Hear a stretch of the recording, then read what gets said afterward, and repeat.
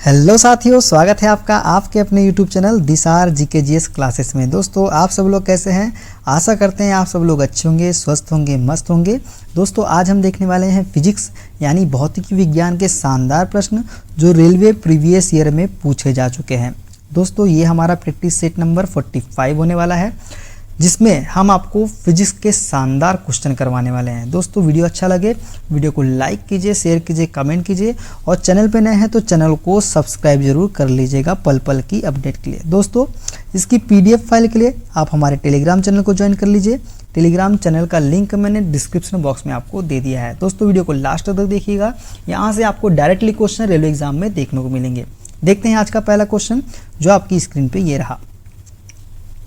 प्रतिरोधकता की SI इकाई खालिस्तान है। ऑप्शन नंबर ए ओम प्रति मीटर, ऑप्शन बी मो, ऑप्शन सी ओम मीटर, ऑप्शन नंबर डी है ओम। तो दोस्तों प्रतिरोधकता की SI इकाई जो होती है वो होती है ओम मीटर। क्या होती है? ओम मीटर जो है प्रतिरोधकता की SI इकाई है। अब हम यहाँ एक्स्ट्रा फैक्ट की बात जान लेते हैं। जो प्रतिरोधकता की SI इकाई होती है वो होती है ओम मीटर। किसी पदार्थ द्वारा उसमें प्रवाहित की जाने वाली विद्युत धारा को अवरुद्ध करने की क्षमता को उस पदार्थ का प्रतिरोधकता कहते हैं। मतलब किसी पदार्थ द्वारा उसमें से प्रवाहित की जाने वाली विद्युत धारा को अवरुद्ध करने की क्षमता को ही उस पदार्थ की क्या कहते हैं? प्रतिरोधकता कहते हैं। सुचालक पदार्थों की प्रतिरोधकता क्या होती है? कम, और कुचालक पदार्थों की प्रतिरोधकता क्या होती है? अधिक होती है। ये आपको याद रखना है। देखते हैं नेक्स्ट क्वेश्चन। परमाणु त्रिज्या खालिस्तान में मापी जाती है। ऑप्शन नंबर ए है millimetre, option B centimetre, option C kilogram, option number D nanometre. तो दोस्तों परमाणु त्रिज्या जो है ये नैनोमीटर में मापी जाती है। किसमें? परमाणु त्रिज्या किस में मापी जाती है? तो नैनोमीटर में मापी जाती है। देखते हैं नेक्स्ट क्वेश्चन। वायुमंडलीय दबाव को मापने के लिए किस उपकरण का प्रयोग किया जाता है? ऑप्शन नंबर ए है lactometer, option B barometer, option C thermometer या ऑप्शन नंबर डी मल्टीमीटर। तो दोस्तों वायुमंडलीय दबाव को मापने के लिए बैरोमीटर का उपयोग किया जाता है। ठीक है दोस्तों, बैरोमीटर की बात करें तो बैरोमीटर एक वायु दाब मापी यंत्र होता है जिसके द्वारा वायुमंडल के दबाव को मापा जाता है। वायु दाब को मापने के लिए बैरोमीटर में पानी, हवा अथवा पारे का प्रयोग किया जाता है। किसका? पारे का प्रयोग किया जाता है। बैरोमीटर के आविष्कारक की बात करें तो इवान नेग्लिस्टा टोरिसेली। क्या है? इवान नेग्लिस्टा टोरिसेली जो है बैरोमीटर के आविष्कारक है। देखते हैं नेक्स्ट क्वेश्चन। इनमें से कौन सी राशि सदिश नहीं है? ऑप्शन नंबर ए है शक्ति, ऑप्शन बी बलाघूर्ण, ऑप्शन सी विस्थापन या ऑप्शन नंबर डी त्वरण। तो दोस्तों शक्ति जो है यह सदिश राशि नहीं है, जबकि बलाघूर्ण, विस्थापन और त्वरण जो है ये तीनों सदिश राशि है। अब बात करें सदिश राशियों के बारे में तो जिस भौतिक राशि में मात्रा, परिमाण तथा दिशा दोनों निहित होते हैं उन्हें सदिश राशियाँ कहते हैं। जैसे बल, संवेग, भार, विस्थापन, त्वरण, बल, आघूर्ण आदि। जबकि ऊर्जा, विद्युत धारा, दूरी, समय, शक्ति, द्रव्यमान आदि क्या है? अदिश राशियां है। देखते हैं नेक्स्ट क्वेश्चन। कार्य करने की क्षमता कहलाती है। ऑप्शन नंबर ए है शक्ति, ऑप्शन नंबर बी दाब, ऑप्शन सी ऊर्जा, ऑप्शन नंबर डी बल। तो दोस्तों कार्य करने की क्षमता जो है ये ऊर्जा कहलाती है। क्या कहलाती है? कार्य करने की क्षमता ऊर्जा कहलाती है। दोस्तों यहाँ पे कंफ्यूजन बहुत ज़्यादा होता है। क्वेश्चन एक और आता है कि कार्य करने की दर क्या कहलाती है। कार्य करने की दर की बात करें तो कार्य करने की दर जो है दोस्तों ये कहलाती है क्या? शक्ति। कार्य करने की दर क्या कहलाती है? शक्ति कहलाती है। यहाँ हमसे पूछा है कार्य करने की क्षमता, तो क्षमता याद रखना है, क्षमता जो है ऊर्जा कहलाती है।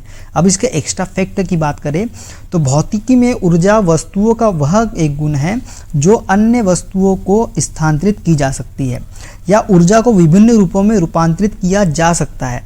मुख्य रूप से किसी वस्तु अथवा कार्यकर्ता के कार्य करने की क्षमता को ही क्या कहते हैं? ऊर्जा कहते हैं। ऊर्जा ना तो स्थान घेरती है और ना ही ऊर्जा को हम देख सकते हैं। ऊर्जा की SI इकाई जो होती है ये क्या होती है? जूल होती है। ठीक है दोस्तों, देखते हैं नेक्स्ट क्वेश्चन।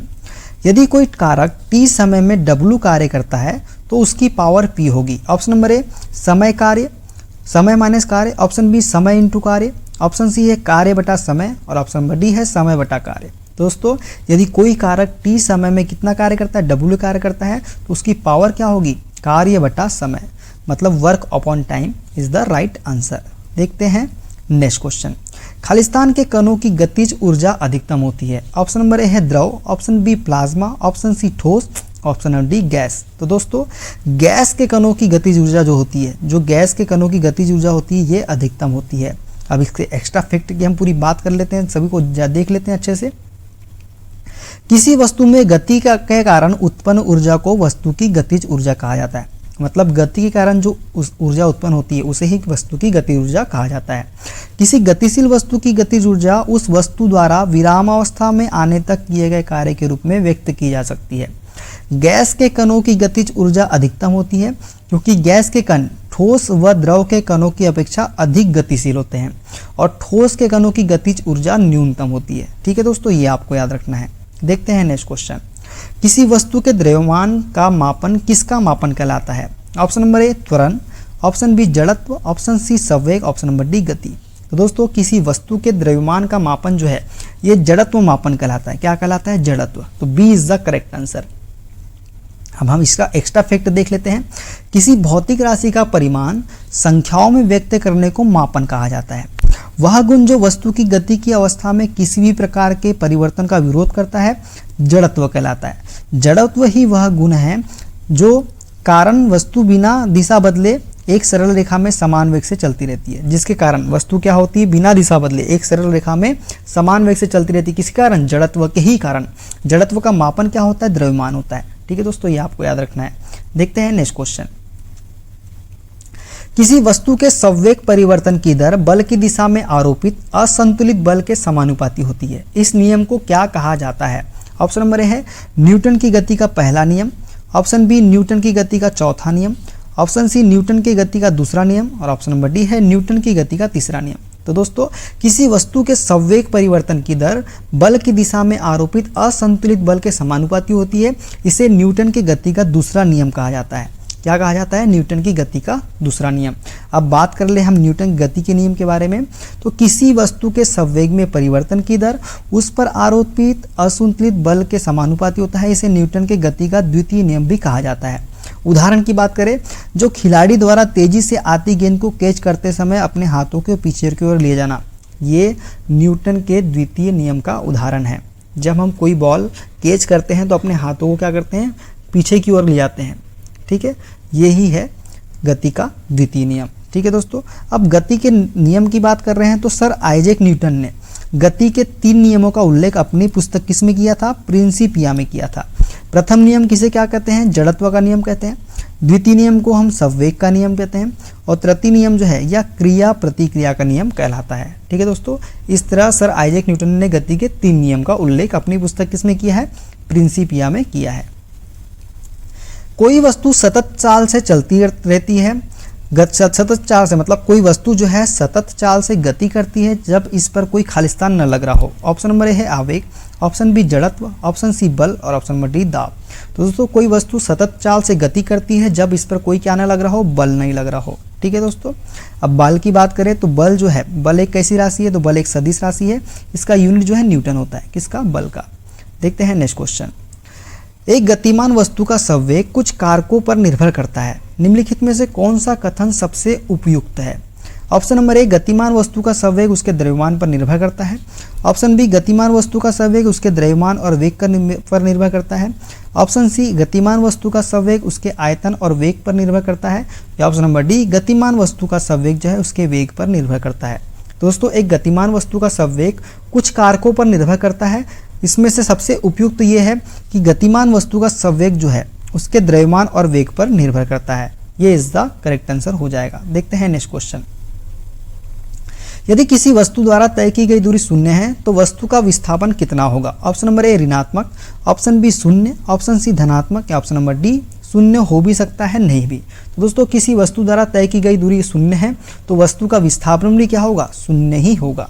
ठीक है दोस्तों, किसी वस्तु का विस्थापन वस्तु की अंतिम स्थिति तथा प्रारंभिक स्थिति के बीच की न्यूनतम दूरी होती है। क्या होता है?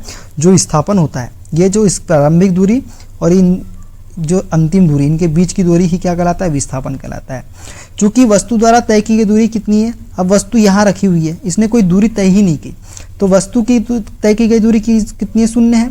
इसलिए वस्तु की अंतिम स्थिति तथा प्राथमिक स्थिति के बीच की न्यूनतम दूरी भी 0 होगी। अब यहाँ से वस्तु हिली नहीं है या यहाँ से गई ही नहीं है, तो यहाँ पे विस्थापन हुआ ही नहीं है। जब विस्थापन ही नहीं हुआ है तो क्या होगा? कार्य हुआ ही नहीं है। कार्य नहीं हुआ है मतलब विस्थापन क्या होगा? 0 होगा। ठीक है दोस्तों, देखते हैं नेक्स्ट क्वेश्चन। एक वस्तु को ऊपर की ओर फेंका जाता है, यह 100 मीटर की ऊंचाई तक जाती है और फिर फेंकने वाले के पास वापस आ जाती है। तो ऑप्शन नंबर ए है वस्तु का वास्तविक विस्थापन 50 मीटर है। ऑप्शन बी वस्तु द्वारा तय की गई कुल दूरी 0 है। ऑप्शन सी वस्तु का वास्तविक विस्थापन 100 मीटर है। और ऑप्शन नंबर डी वस्तु का वास्तविक विस्थापन 0 है। तो दोस्तों यहाँ पे देखिए एक वस्तु है, अब यहाँ पे एक वस्तु रखी हुई है, ठीक है, ये वस्तु है, इसको ऊपर की ओर फेंका गया, ये ऊपर गई, कितनी मीटर तक गई, 100 मीटर तक गई। अब 100 मीटर तक गई, लेकिन क्या हुआ, ये फिर से वापस क्या हुआ, यहाँ तक के 100 मीटर है और ये फिर से क्या हुई, फिर से वापस आ गई, कहाँ, किसके पास आ गई, प्रारंभिक बिंदु पे आ गई अपनी। ये प्रारंभिक बिंदु है, ये अंतिम बिंदु है। वस्तु ऊपर तो गई 100 मीटर, लेकिन 100 मीटर जाने के बाद क्या हुआ, वो फिर से अपने स्थान पे वापस आ गई, मतलब ये जो अपना स्थान था वहाँ पे वो फिर से वापस आ गई। अब देखो जो वस्तु हमने फेंके थे वो गई जरूर, लेकिन वापस कहाँ आ गई, अपने स्थान पे। तो उसके द्वारा कुछ कार्य हुआ क्या, विस्थापन हुआ क्या, वस्तु तो वहीं के वहीं आके स्थित हो गई ना। जैसे हमारी वस्तु थी स्टार्टिंग पॉइंट पे नीचे यहाँ थी, हमने 100 मीटर फेंका ऊपर, लेकिन तुरंत वो 100 मीटर के बाद क्या हुआ, नीचे उसी स्थान पे वापस आ गई। मतलब हमारी वस्तु में किसी प्रकार का कोई विस्थापन ही नहीं हुआ। जब विस्थापन नहीं हुआ तो विस्थापन क्या होगा, 0 होगा। तो ये जो है 100 मीटर की ऊंचाई, ये तो हमको कन्फ्यूज करने के लिए दिया है कि 100 मीटर की ऊंचाई तक जाती, ताकि हम इस क्वेश्चन को गलत करें। लेकिन हमको देखना है कि इसमें सही क्या है। जब वस्तु जो है प्रारंभिक स्थिति से अंतिम स्थिति में जाती है, मतलब विस्थापन होता है, तो हम यहाँ पे कैलकुलेशन करते हैं कि हाँ ऐसा कैलकुलेशन हो सकता है। लेकिन क्या हुआ कि वस्तु जो है प्रारंभिक स्थिति में थी, 100 मीटर की ऊंचाई पे गई, वापस फिर से अपनी प्रारंभिक स्थिति में आ गई, तो विस्थापन कुछ नहीं हुआ। विस्थापन क्या हुआ, 0 हुआ। तो इसका राइट आंसर क्या होगा, वस्तु का वास्तविक विस्थापन क्या होगा, 0 होगा। यहाँ पे वस्तु का वास्तविक विस्थापन 50 मीटर हो ही नहीं सकता। वस्तु द्वारा तय की गई कुल दूरी 0 है, बिल्कुल नहीं हो सकता। वस्तु का वास्तविक विस्थापन 100 मीटर है, बिल्कुल वस्तु का वास्तविक विस्थापन 0 है। हाँ, वस्तु का वास्तविक विस्थापन 0 है, क्योंकि वस्तु जो है अपनी प्रारंभिक स्थिति से अंतिम स्थिति में जाने के बाद फिर से प्रारंभिक स्थिति में आ गई, मतलब वस्तु में कोई प्रकार का विस्थापन नहीं हुआ, इसलिए विस्थापन क्या है, 0 है। ठीक है दोस्तों, अब देखते हैं नेक्स्ट क्वेश्चन। समय के साथ किसी वस्तु का वेग दिखाने वाले ग्राफ को कहा जाता है। ऑप्शन नंबर ए वेग समय ग्राफ, ऑप्शन बी वेग विस्थापन ग्राफ, ऑप्शन सी वेग गति ग्राफ, ऑप्शन नंबर डी है वेग दूरी ग्राफ। तो दोस्तों समय के साथ किसी वस्तु का वेग दिखाने वाले ग्राफ को क्या कहा जाता है, वेग समय ग्राफ कहा जाता है। ठीक है दोस्तों, देखते हैं नेक्स्ट क्वेश्चन। एक भीड़ भाड़ वाली सड़क पर एक बस की गति खालिस्तान गति का एक उदाहरण है। मतलब एक गति जो है इसकी इसमें क्या है, ब्रैकेट में यहाँ आपको लिख लेना है, खालिस्तान गति का एक उदाहरण है। ऑप्शन नंबर ए असमान, ऑप्शन बी एक समान, ऑप्शन सी वृत्तीय और ऑप्शन नंबर डी रेखीय। तो दोस्तों एक भीड़ भाड़ वाली सड़क पर एक बस की गति खालिस्तान गति का एक उदाहरण, तो एक असमान गति का उदाहरण है। जाहिर सी बात है, ये भीड़ में जब बस चलेगी तो एक समान गति से चल सकती है क्या, बिल्कुल नहीं चल सकती। क्यों, बस को असमान गति पे कभी 10 की स्पीड से चलेगी, कभी 20 की स्पीड से चलेगी, कभी 30 की स्पीड से चलेगी, कभी हो सकता है 5 की स्पीड से चले, कभी 15 की स्पीड से चले, कभी 30 की स्पीड से। क्यों, क्योंकि वो स्थान कैसा है, भीड़ भाड़ वाला है। भीड़ भाड़ वाला है मतलब बस ड्राइवर जो है भीड़ को देखते हुए बस चलाएगा, ना कि बस को और स्पीड चलाएगा। एक स्पीड तो चला ही नहीं सकता। क्यों नहीं चला सकता, उसका रीज़न ये है क्योंकि वो स्थान कैसा है, भीड़ वाला है। जाहिर सी बात है, बस वाले को भीड़ भाड़ को भी देख के तो चलाना पड़ेगा। कभी 10, कभी 20, कभी 5, हो सकता है कभी रोकना पड़ जाए बस को।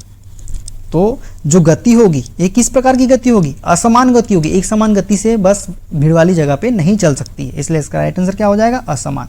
एक भीड़ भाड़ वाली सड़क पर एक बस की गति का और खालिस्तान गति का उदाहरण है, तो असमान गति का एक उदाहरण है। ठीक है दोस्तों, तो दोस्तों ये थे आज के सारे क्वेश्चन। वीडियो कैसा लगा, वीडियो अच्छा लगे वीडियो को लाइक कीजिए, शेयर कीजिए, कमेंट कीजिए। चैनल पर नए हैं चैनल को सब्सक्राइब जरूर कर लीजिएगा और इसी तरह की वीडियो पाने के लिए बने रहिएगा हमारे साथ। मिलते हैं अगले वीडियो में, अपना ख्याल रखिए।